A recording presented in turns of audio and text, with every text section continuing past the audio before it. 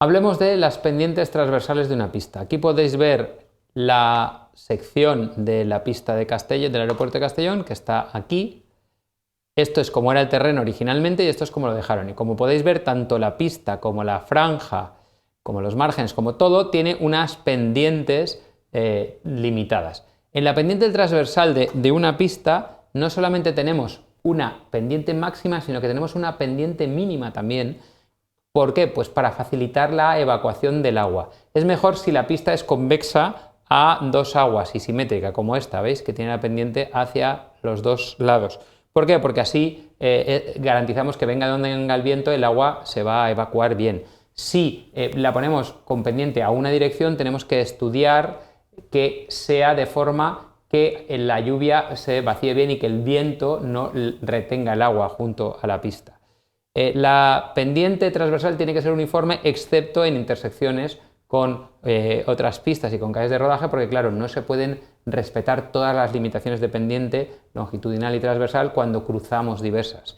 El mínimo es un 1%, excepto en intersecciones, para la evacuación del agua que hemos hablado, y el máximo, si la letra de clave es A o B, es un 2%, y si la letra de clave es C, D, E o F, es máximo un 1,5% para que haya menos problemas con los aviones grandes.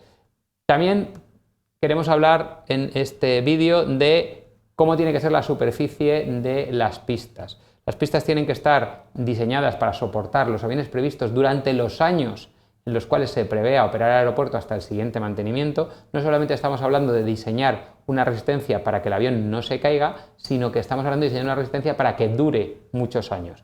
Tienen que ser regulares, no tiene que haber irregularidades que puedan dar problemas en el despegue y el aterrizaje, pero por otro lado tienen que tener una pequeña capa que permita el rozamiento con pista mojada para que los aviones frenen bien. No podemos permitirnos que las pistas sean completamente lisas y que resbalen mucho. Por eso cuando tienen la superficie nueva se habla de un espesor mínimo de la textura superficial de 1 milímetro. Y luego tenemos otra restricción, que es que si hay estrías, o sea que hay algunas líneas que vayan de un lado a otro del ancho de la pista, deben ser perpendiculares al eje, y si hay uniones transversales que no son perpendiculares, por lo que sea, por la forma de construcción de la pista, entonces serán paralelas a estas uniones transversales.